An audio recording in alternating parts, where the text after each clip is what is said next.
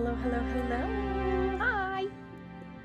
Sinister Sisters. Woo. I'm This is Shrimp.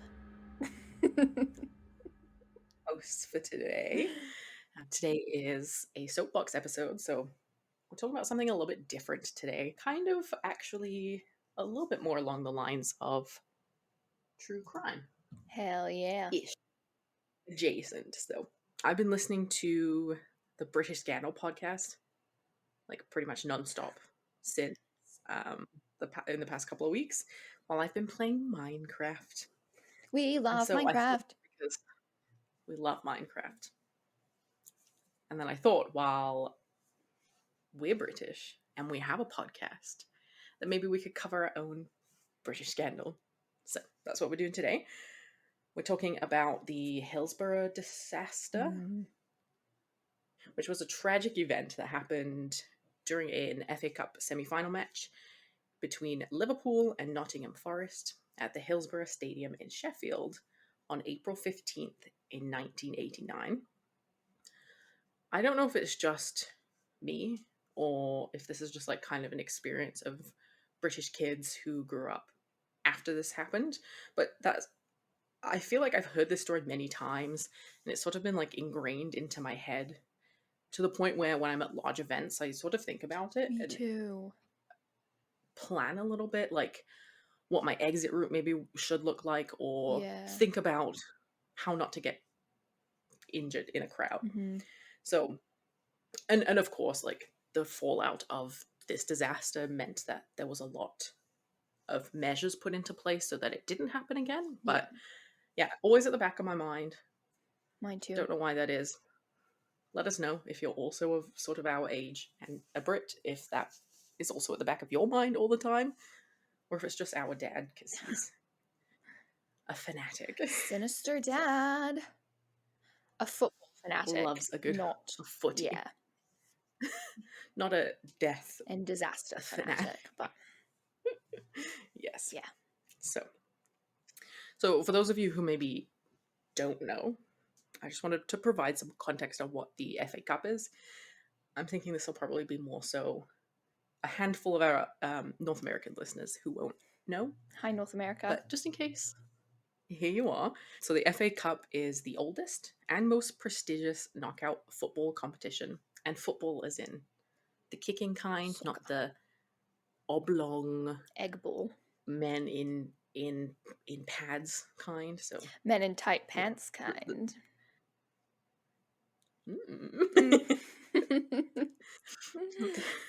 Not that kind. It's the other kind. Men in shorts.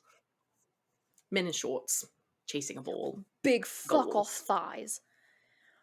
Yes. Spiky shoes. Spiky shoes. Okay.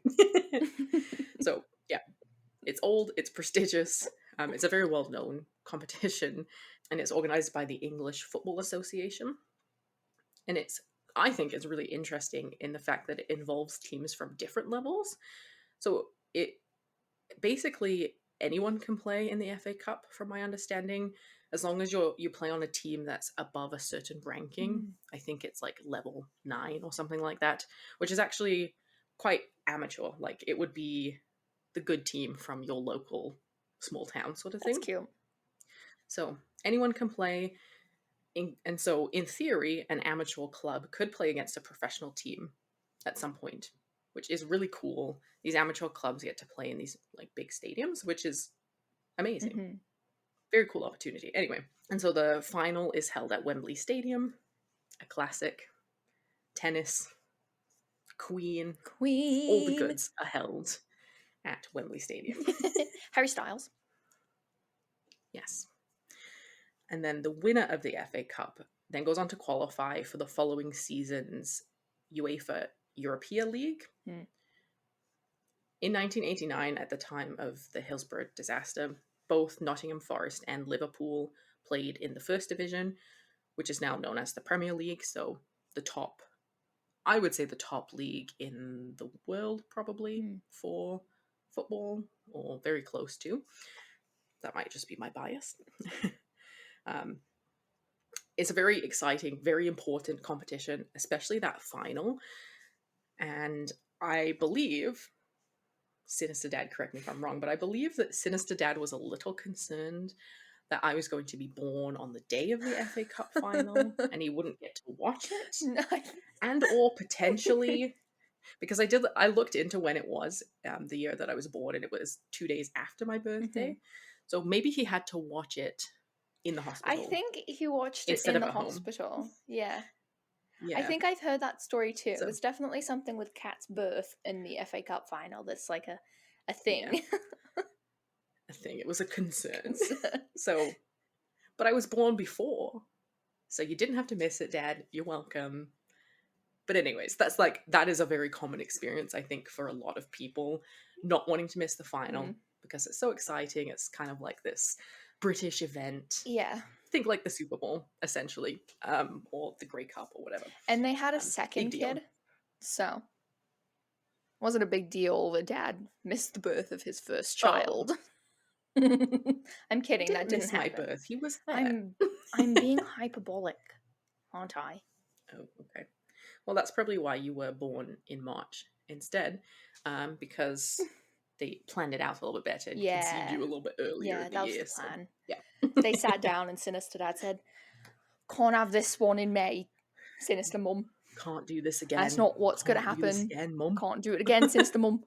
Except for Mum doesn't like it. I have to watch the FA Cup final on my home. I don't know why Dad sounds like that. I don't know. But the tea is that Mum and Dad have anyway. different accents, but I cannot tell you what is different about their accents.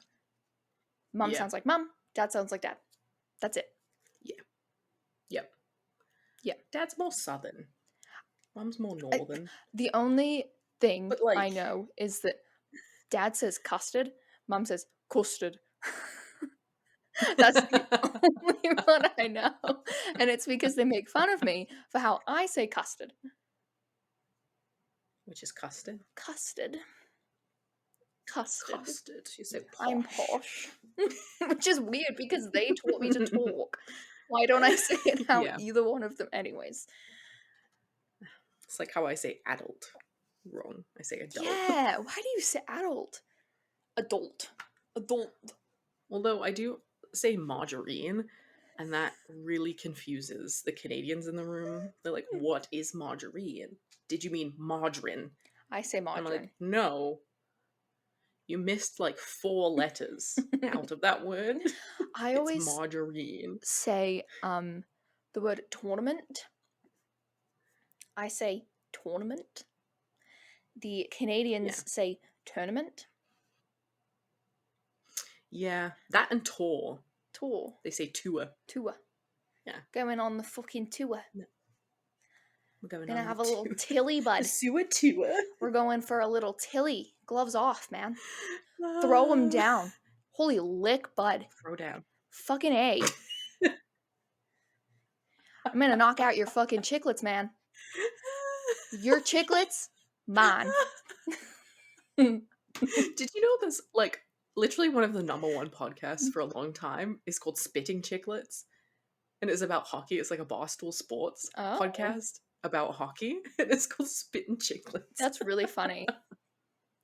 It is, yeah. Anyway, what a tangent. So let's get back to Hillsborough. So we'll talk kind of about each of these factors, but it was caused by a combination of things. So including poor crowd control, inadequate stadium design, and a failure of emergency services to respond effectively to the situation. In the aftermath of the disaster, there was pretty widespread outrage and calls for greater accountability and reform in policing during football matches. Unfortunately, in the disaster, 96 people, who were mostly Liverpool supporters, lost their lives, and hundreds more were injured in a crush of people that occurred in the stadium's standing-only area. So there have been numerous inquiries, and so we'll get to that, kind of the current standing verdict as to what actually happened on the day. But this disaster had a really profound impact on British society itself, on football culture, and it led to a lot of significant changes in stadium design, crowd control measures, and scrutiny of the police and their handling of large public events. It also highlighted the importance of ensuring that the voices of victims and their families are heard and respected, and the need for transparency and accountability from public institutions like the police. So, now to rewind to the start of the story, the very, very start. So, Hillsborough Stadium itself was constructed in 1899 to house the football team Sheffield Wednesday. It was selected by the Football Association, or the FA, as a neutral venue to host FA Cup semi-final matches. At the time, most English football stadiums had high steel fencing between the spectators and the playing field in response to pitch invasions that had been happening. Hooliganism had also affected the sport for some years and was particularly of concern in England. When the Football Association and the stadiums initially started to put these steel fencing pieces in place, there were risks that were highlighted by the Committee of Inquiry into Crowd Safety at Sports Grounds. Didn't know that was a thing, but No. because in 1985 there was a fire at the Bradford City Stadium, and so recommendations were made at that time that the crowds penned within the fences needed some safety measures put in place. So, exit gates that should be manned at all times and capable of being opened immediately from inside in case of an emergency. And so, the Hillsborough disaster itself wasn't actually the first time that there were safety concerns at the Hillsborough Stadium. In fact, the stadium actually had quite a history of overcrowding and having unsafe conditions. So, in 1981, again during another semi-final, FA Cup semi-final match between Tottenham Hotspur and Wolverhampton, there was a crush that occurred, and 38 people were injured, including breaking bones like their arms, legs, and ribs. Police believed at that time that there would have been fatalities if swift action had not been taken. Sheffield Wednesday then made some changes to the layout of that end of the stadium, which is known as Leppings Lane, but those changes ultimately were not enough. Despite safety concerns and this sort of like minor scale disaster that happened in the early 80s, Hillsborough continued to host FA Cup semi-final matches. They had a short ban period of hosting the semi-final matches between 1981 and 1987. And then when they held a quarter-final match between Sheffield Wednesday and Coventry City, there was some pretty serious overcrowding observed. And then again, that same year at the semi-final match between Coventry City and Leeds United. Leeds fans at that time reported disorganization at the turnstiles and there being no steward or police direction inside the stadium, resulting in the crowd being so compressed that some fans were unable to move. Some fans had to be pulled to safety from above. So this is 1987. And then in 1988, Liverpool and Nottingham Forest met again at a semi-final match at Hillsborough. Fans again reported crushing at the Leppings Lane end, and Liverpool actually lodged a complaint before the match in 1989, concerned about these crushing events happening again, but the concerns were not taken seriously. And so they didn't make any further changes to the stadium layout. There was also a policy in place where supporters of opposing teams were segregated. This is a pretty common practice at domestic football matches in England.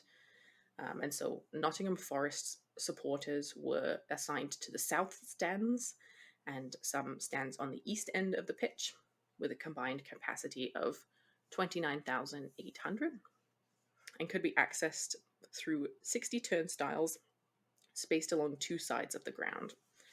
So, seems reasonable. 60 turnstiles to get, 20,000 people in. Fair. Yeah. And then Liverpool supporters were assigned to the north and west ends, which is the Leppings Lane area, which held 24,256 fans and was accessible through 23 turnstiles from a narrow concourse. Ooh, That's not very many. No. Turnstiles that normally would have been used to enter the north stand from the Leppings Lane end were instead used to access the central pens, which is where the crash occurred. Although Liverpool actually had more supporters on the day, Nottingham Forest was allocated the larger area to avoid the approach routes of rival fans crossing. So just the direction that they were coming into the city. This meant that the turnstiles at the Leppings Lane end were not equipped to handle the number of fans that were trying to enter, and all Liverpool fans had to converge on the single entrance at Leppings Lane. On the day of the match, both radio and television broadcasters advised fans that didn't have tickets to not attend, and then rather than prioritizing and focusing on safety and crowd control, the police, local authorities, and the actual football clubs viewed their roles through this lens of hooliganism. So assuming the worst from the fans of the game. That always works out so well. So well. It always works so well to assume the worst in people and then police them that way. Yeah. Yeah. Absolutely. So the prior year, in 1988, they actually had 3 chartered trains that transported Liverpool supporters to Sheffield for the match, but only 1 train ran in 1989. Why? It didn't say. I actually have no idea. That's dumb. Yeah. Assumably there's approximately the same number of fans. You would think so, yeah. Well, they would have known how many tickets they would have sold. Well, true. Right? And I don't know how it works in terms of like this segregation policy, but I'm presuming you would buy a ticket for a specific end of the stadium then. Yeah. Right? You'd be like, I'm a Liverpool fan, I'm buying a Liverpool end ticket. So you would for sure know how many people were going to be there. Yeah. Like, it's ridiculous. It's weird that they didn't switch the ends too. If there was more Liverpool fans, why would they give Nottingham Forest more space? And more turnstiles? I guess probably just the, like, because some of the seats were, well, some of the tickets were assigned to a seat. So you'd have to flip them, which would be complicated, I guess. But I guess. I think and also, you said something about their arrival paths not crossing. So I wonder if if the stadium thing is here, like in the middle, I wonder if Liverpool is like here, and then the other place that they're coming from is here. So they're going like directly into the space that they are supposed to be, instead of like... Yeah, it must be. Yeah. That will make no sense if you're just listening to the audio version of this. Definitely going to need the diagram. Yeah. But yeah, I think, you're probably right. Pretty likely. Yeah, they would come. Anyway, whatever. Yeah. So there's only 1 train that ran in for the 1989 game, which meant that about 350 people arrived at the pitch about 2:20. Jeez. The game was to kick off at 3 o'clock. Many supporters wished to enjoy the day and weren't really in any hurry to enter the stadium early. The mood was described as boisterous but jovial, as I imagine the mood could be described at most sporting events. That's how I would describe any time I've been to anything along those lines. So not especially for surprising. A final game. Semi-final, but yes. A semi-final, whatever, but like a coming up to the final game. It's like a little bit more whoop whoop. Yeah, it's not just like a regular, like, this game could end in a draw kind of game. There were also other supporters from Liverpool that were delayed by roadworks, and that resulted in some minor traffic congestion. So between 2:30 p.m. and 2:40 p.m., there was a build-up of supporters outside the turnstiles that faced the Leppings Lane end, and they were all really eager to enter the game before the stadium... Sorry. And they were all very eager to enter the stadium before the game began at 3 o'clock. Yes. At 2:46 p.m., BBC's football commentator John Motson already noticed that there was an uneven distribution of people in the Leppings Lane pens, and he actually made a comment about this to his cameraman. Outside the stadium, a bottleneck developed with more fans arriving than could be safely filtered through the turnstiles before 3 p.m. People presenting tickets at the wrong turnstiles, and those who had been refused entry could not leave because the crowd behind them remained as an obstruction. So you kind of got stuck if you couldn't go through. Mm-hmm. Fans outside of the stadium could hear cheering as the teams came onto the pitch, beforehand to get warmed up and whatever. Yep. But they couldn't gain entrance. So they were kind of like antsy to get in. Yeah. A police constable radioed control requesting that the game be delayed, as it had been 2 years previously, to ensure the safe passage of supporters into the ground. The request to delay at the start of the match by 20 minutes was declined. Hello? Yeah, because obviously having having an on-time kickoff is more important than having a safe experience for people on the day. Obviously. So an estimated 5,000 fans were trying to enter through the turnstiles, and amid increasing safety concerns, the police, they said, in order to avoid fatalities outside of the ground, opened a large exit gate, Gate C, that ordinarily permitted the free flow of supporters who were departing the stadium. Two further gates, A and B, were subsequently opened to relieve pressure. After an initial rush, thousands of supporters entered the stadium, quote, steadily at a fast walk. So they're going through the gates instead of the turnstiles? Yes. Okay. But if you've ever been to a big stadium like that, the gates usually themselves are pretty wide, but they do eventually funnel in because like there's not just this big giant opening right in the like seats. You still have to funnel closer. When the gates themselves were opened, thousands of fans entered into a narrow tunnel that led from the rear of the terrace into two overcrowded central pens 3 and 4, which created pressure at the front. Hundreds of people were pressed against one another and the fencing by the weight of the crowd behind them. People entering were unaware of the problems at the fence, and so they just kept pushing in, right? Like, you're excited. Yeah. Either police officers or stewards usually stood at the entrance of the tunnel, and when the central pens were full, they directed fans to the side pens. So there was other areas where these fans could go.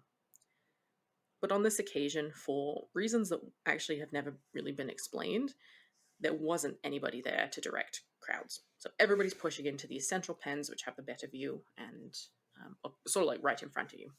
Football matches, like I said, had increasingly seen a lot of pitch invasions in the 1980s.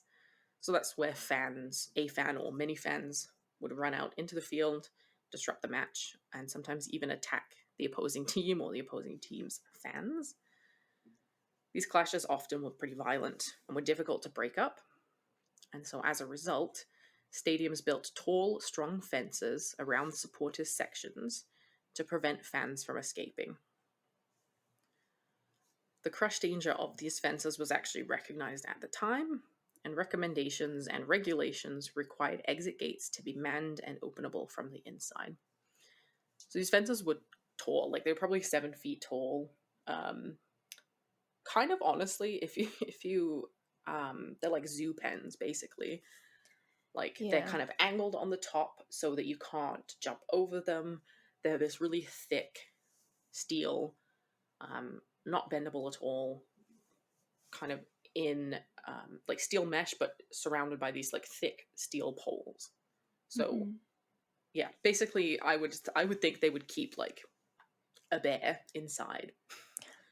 You know what I mean? Yeah. Like they're that kind of strong. So as I said, the match between Liverpool and Nottingham Forest in at the Hillsborough Stadium in 1989 began as scheduled at 3 p.m. Fans were still streaming into the pens 3 and 4 from the rear tunnel entrance as the match began. For some time, problems at the front of the Liverpool central goal pens went unnoticed, except for by those who were actually inside them, and a few police officers at that end of the pitch. The Liverpool goalkeeper, called Bruce Grobliar, reported that fans from behind him were pleading to him for help as the situation worsened. Oh. Yeah. The police at first attempted to stop fans from spilling out of the plans, some believing that this was a pitch invasion attempt. And then at approximately 3:04 p.m., a shot from a Liverpool player, Peter Beardsley, hit the top bar. Possibly connected to excitement, a surge in Pen 3 caused one of its metal crush barriers to give way. South Yorkshire Police Superintendent Greenwood, who was the ground commander, realized that the situation was bad and ran onto the field to gain the referee's attention. And the police are on the pitch to tell the referee to stop the proceedings because there is danger here that the crowd is going to encroach upon the pitch because of overcrowding at the back of the goal, and the referee is taking the players off the field. The referee stopped the match at 3:05 and 30 seconds as fans climbed the fence in an effort to escape the crush. By this time, a small gate in the fence had been forced open, and some fans had escaped via this route, as others continued to climb over the fencing.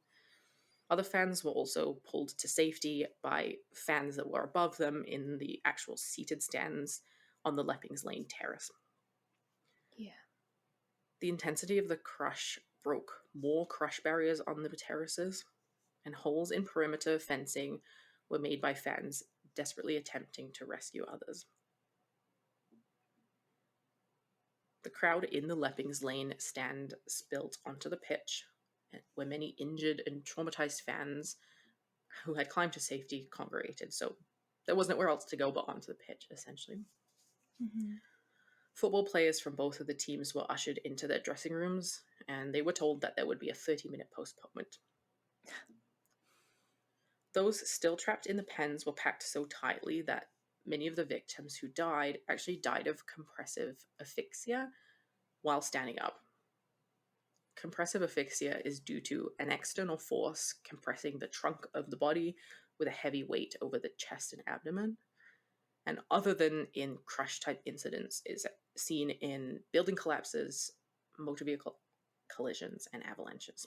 So very traumatic and like sort of a very specific way to die that like points specifically to these crushes. The issue, yeah.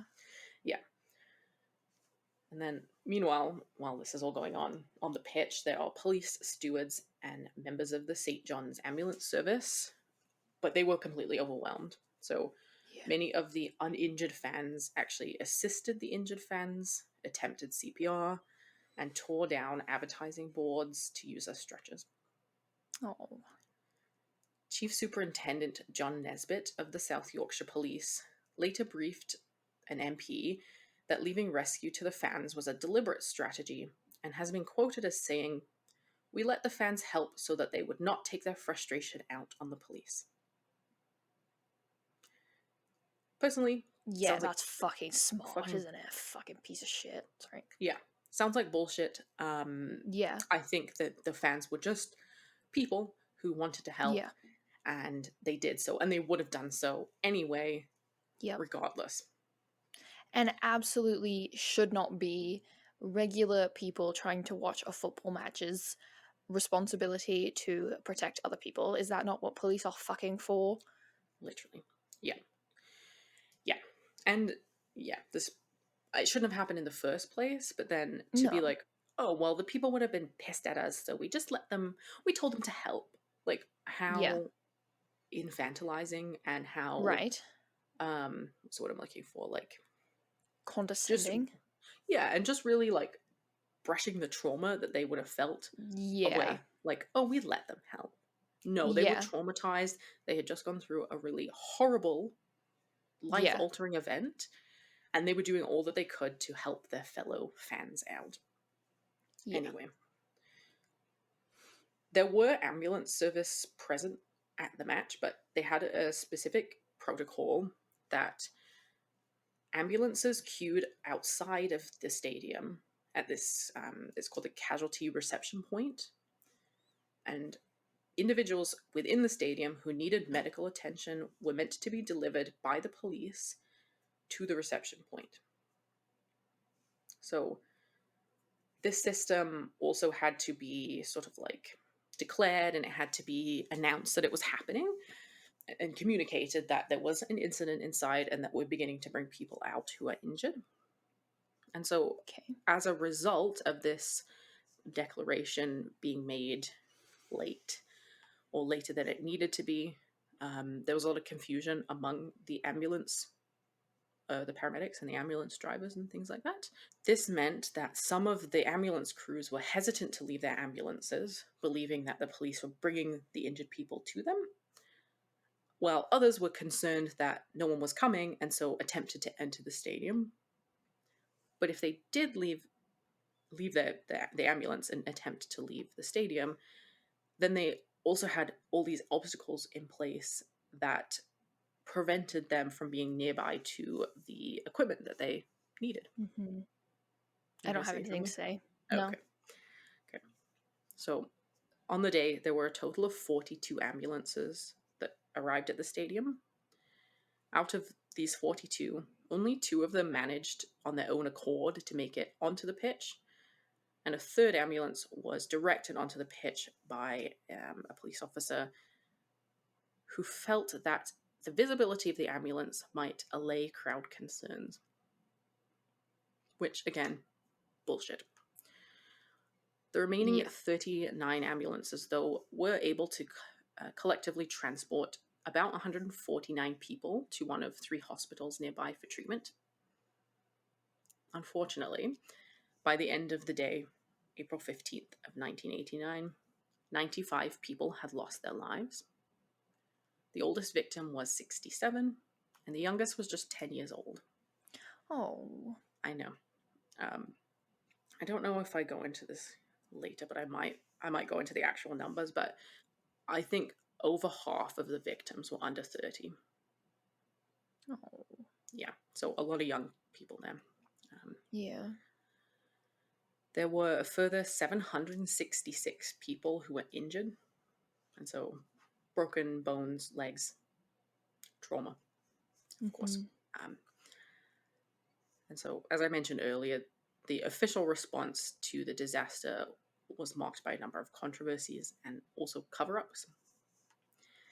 Initially, the police blamed the Liverpool fans for the disaster, alleging that they were drunk and disorderly and had caused the crush.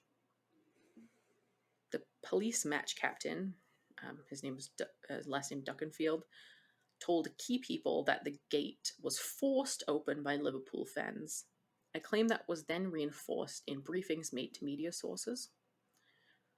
Newspapers began to point fingers at drunk and ticketless supporters, and the Sun newspaper printed a now infamous front page alleging that Liverpool fans had urinated on police officers and picked the pockets of the dead. That's fucked. Yeah. I'm fairly certain both of those claims have been proven to be false at this point. Yeah, but also fuck the Sun. Like, the Sun is a trash mag. It's not actually news. Yeah. But that was then the opinion that the rest of England and the rest of the world then had on Liverpool fans. And Liverpool fans actually had a bit of a bad reputation already at this point. Both due to past actions at football matches and also due to classism. So Liverpool's in northern England, and cities in the north of England at this time were essentially decaying industrial centres. They had a lot of mass unemployment as the manufacturing jobs moved overseas. Thank you, Margaret Thatcher. Yes. You know, I only know about that, that's Margaret Thatcher's fault because of Plumbella on YouTube. Oh, she's great. She lives in the north, and She's very critical about Miss Thatcher. So Adding to this sort of classism thought is that there's kind of a regional stigmatization in England where people from the north are generally considered to be less educated and more barbaric, quote unquote, than their southern gross. counterparts. The south is where London is. Those are, metropolitan people and intelligent, whatever. The article that I pulled this information from compared it to in America, where if you think about attitudes towards Detroit and attitudes towards the South, very similar like that. They're largely blue collar areas, and they have this stigmatization that they're unintelligent people who do nasty things. So similar prejudice also happened there with Northern England at this time. It may still be going on. I'm not actually sure. So from this prejudice of these like barbaric, uneducated people from Northern England, a clear narrative appeared of football hooliganism. And so although sports events have always been marked by violence and bad behavior at times from fans, the term hooliganism came into use in the 1960s, and by the 1980s had gained political and moral significance. The narrative was clear. When football matches happened, British people felt the need to let loose their most wild, violent, crazy selves, and the mobs of football fans were filled with uneducated drunks looking for meaning by beating up fans and destroying property. So this was the kind of snapshot of football hooligans. It is important to note that the severity and frequency of football-related violence did not rise during this time period. It was just reported on more. And so it seemed like it was more prevalent, but it actually wasn't at all. Gross. Yes. Yeah. Completely invented by the media and probably the politicians and things. Yes. Among football rioters, Liverpool had an especially bad reputation, due in large part to the Heysel Stadium disaster that happened in 1985. So, Liverpool fans in Brussels breached a police line and invaded a section of rival supporters. This section contained many families with young children who fled to the opposite wall, which then collapsed and killed 39 people. Jesus.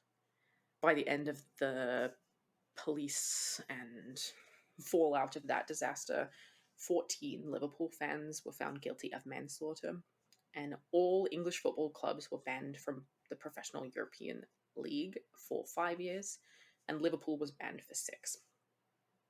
Jeez. Yeah. And so this version of events where Liverpool fans were to blame sort of spread really widely and fit with the narrative that the general public had on Liverpool fans. But it was actually later proven to be false, and it was revealed that the police had engaged in a cover-up to shift the blame away from themselves. So they intentionally blamed the fans, knowing that they would be, kind of a good scapegoat. What do you mean? The police would never do that. Never, ever, ever. Never. So in 1990, there was a judicial inquiry that was held into the tragedy. Lord Justice Taylor's report concluded that the failure to close off the tunnel, so that gate tunnel, was a, quote, blunder of the first magnitude, and that the match captain, David Duckenfield, quote, failed to take effective control. His final report recommended to move to all-seater stadiums, a solution that was also backed by the FA chief executive, Graham Kelly, who had attended the Hillsborough match. And so in 1994, a ban on standing was imposed on all clubs in the top 2 FA divisions. Also in 1990, the Director of Public Prosecutions ruled out bringing criminal charges against Sheffield Wednesday Football Club, Sheffield City Council, and the stadium's safety engineers eastwards. This was a huge blow for the families who had hoped that someone would be held accountable for the loss of life and the loss of their loved ones. Yeah.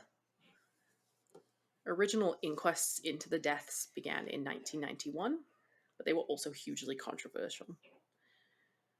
Coroner David Stephen Popper ruled out any evidence relating to fans' deaths beyond 3:15 p.m.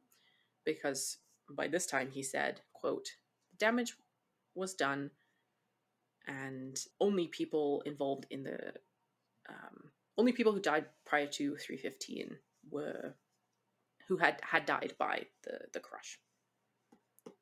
Yeah, okay. Yeah. I don't think that's how that works, but okay.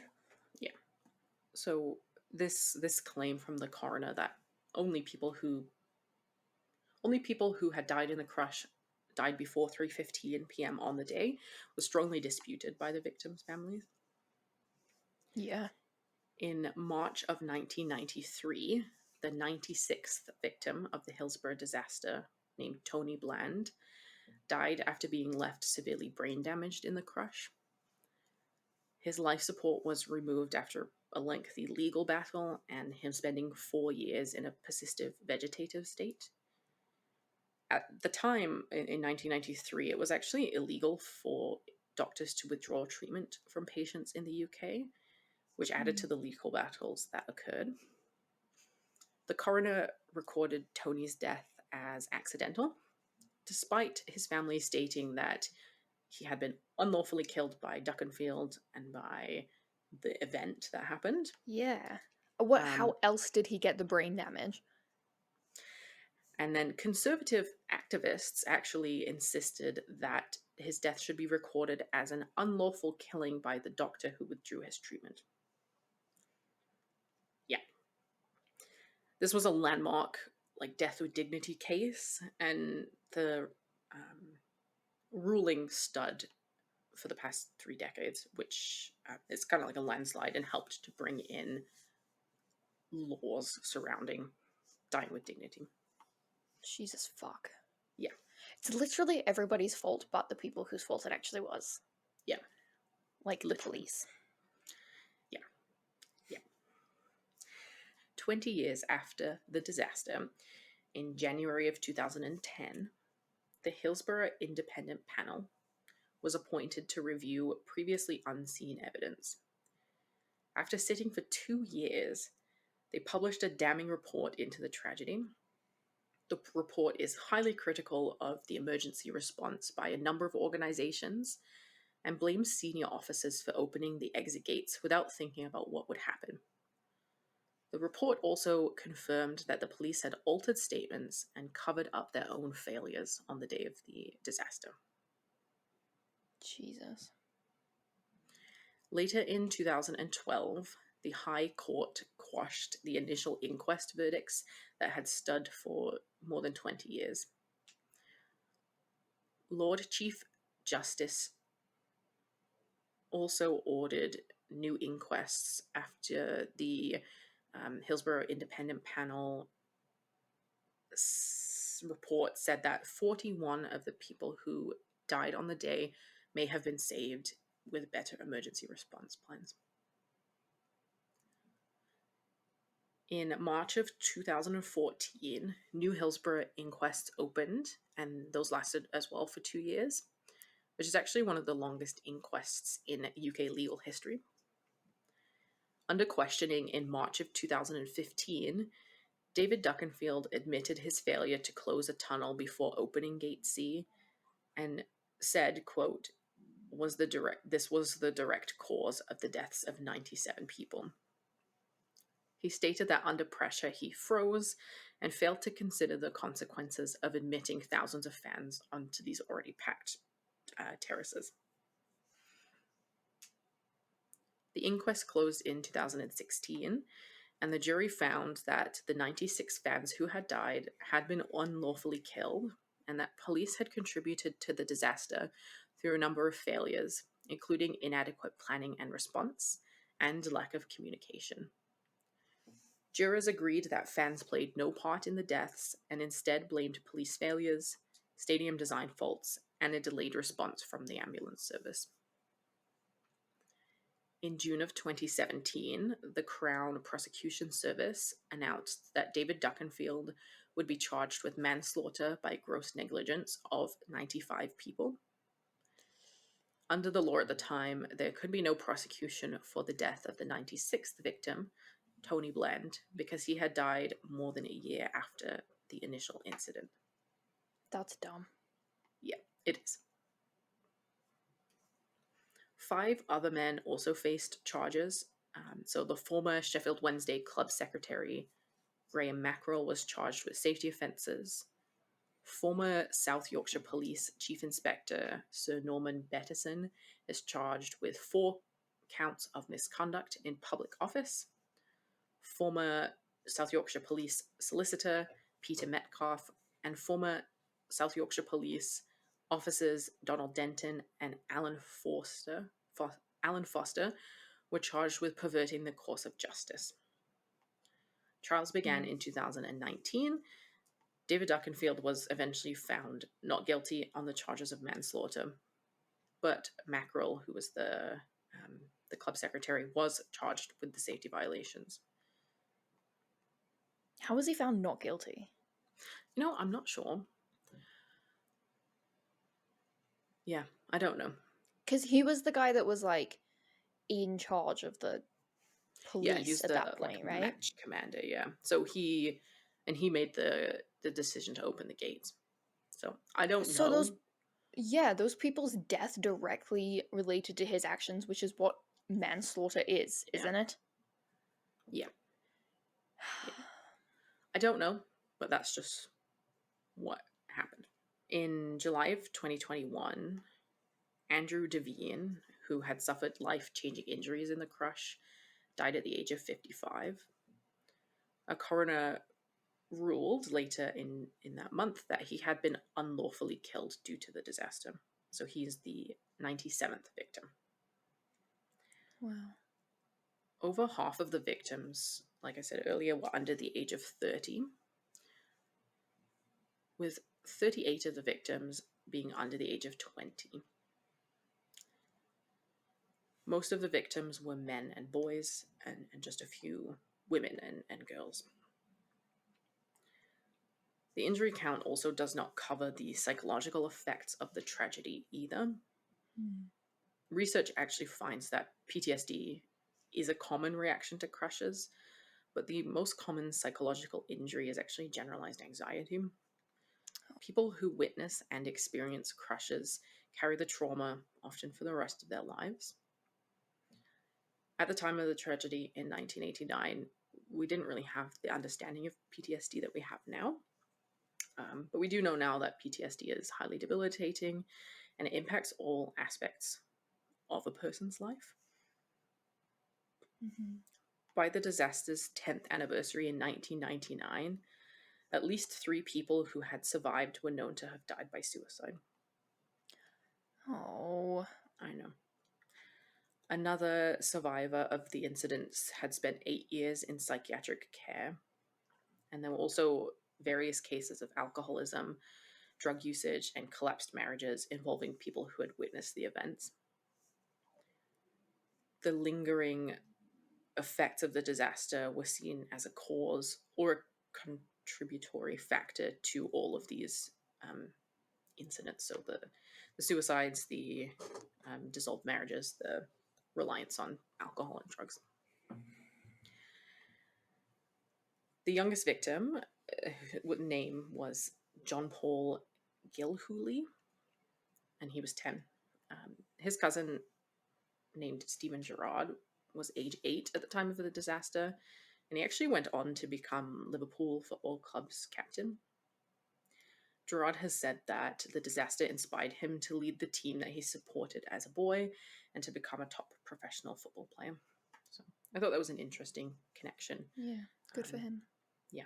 Yeah, and that the loss of his cousin didn't take the passion that he had for football away from him. Yeah. So the Hillsborough disaster had a profound impact on football in England. It led to a number of changes in the design of stadiums, like the seated-only stadiums, crowd control measures, and policing policies. The families of the victims and survivors have fought for justice and accountability for over 30 years. And as I said, in 2016, an inquest jury finally ruled that all 96 fans were unlawfully killed due to gross negligence by the police and other authorities. The disaster is a tragic reminder of the importance of proper planning and safety measures at sporting events, and the need for accountability and transparency in the aftermath of tragedies, especially public institutions. So we need to be able to trust the police to do their best for us. Yeah. And of course, mistakes happen, but we need to be able to trust them to do their best. And if they don't, then to be upfront about it so that changes can be made. Because it's not fair to blame people who were traumatized at that event for the event happening. That's not absolutely like, not. They would already, I'm sure, carry some guilt. If you were at the back of the crowd, you would feel awful. So then to publicly go on this rampage stating that they caused it, that they were pissing on people, that they... Drunken hooligans. And then they were stealing from dead. Like, that's horrible and only added to the trauma that the survivors felt. Can you imagine how horrifying it would be to be in a crowd of people and know that the person in front of you is being crushed to death and there's nothing you can do about it? Yeah. I've also seen pictures and read that people, because you know how people did get out of the gates and were actually on the pitch? Yeah. I believe some of the other supporters as well had gone over there to see what they could do. And I read that people were quite literally throwing their children over the top of this gate. Like, they knew that they probably weren't going to get out, and so they were throwing their children to strangers. Yeah. It's horrible. I told you this, but I literally cried like 8 times doing the research for this because it's so horrible. And the disaster in of itself and the tragedy in of itself is so horrible, but then to have the whole country being like, it was your fault. Yeah. I just cannot imagine. No. But yeah, and so many young people. Yeah, that's... like over 30% of the victims were with children, essentially children and teenagers. And they were just there to watch a football game. Yeah. Yep. Just enjoy their Saturday afternoon and, hope to see their team win. And yeah, doing something that they've probably done hundreds of times before. Yeah. Yeah. If you're a football fan, you probably go to the game at the park where you live. Like, yeah, check out the local teams and stuff. Yeah. I think, let me check. I think that Liverpool actually went on to be pretty successful. They might have won the FA Cup that year. Good. Or the following year. Yeah, so the 1989 FA Cup final was between Liverpool and Everton. Mm-hmm. Both teams wore black armbands. Did they, so because it was a semi-final game, did they have to replay it? Yeah, so the game was stopped not quite 6 minutes in, so they did play it again. Yeah, Liverpool won 3-2 after extra time on the 20th of May. So, yeah, just over a month later. Jeez. And then the final match that was played that season was at the end of May between Liverpool and Arsenal. And Arsenal players presented flowers to fans in different parts of the stadium in memories of those who died in the Hillsborough disaster. So, had a really big impact on everyone. Yeah. Because I bet the teams have some guilt as well. Yeah. Just people were there to see them. Yeah. Yeah. I Not think that I they have. should, obviously, but No, absolutely not. But I think I've heard that before, actually, that, yeah, the players had quite like a PTSD type traumatic reaction as well, yeah. actually. Well, it would be hard. Yeah. It really would be. Yeah. It's awful. But yeah. That's all I've got for us today. Thank you so much for listening. Luckily, these stadiums aren't designed this way anymore, and there's really clear exit points, even onto the pitch if need be. And most people sit down at most matches, so Yeah. that is good.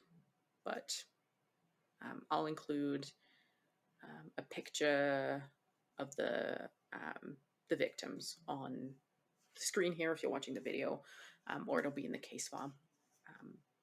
I don't know how much there will be for me to include in the case file, but for sure, photos of all of the victims will be there. So check that out. That'll be on our Instagram at sinistersisters.podcast. YouTube and TikTok, we're at Sinister Sisters Podcast.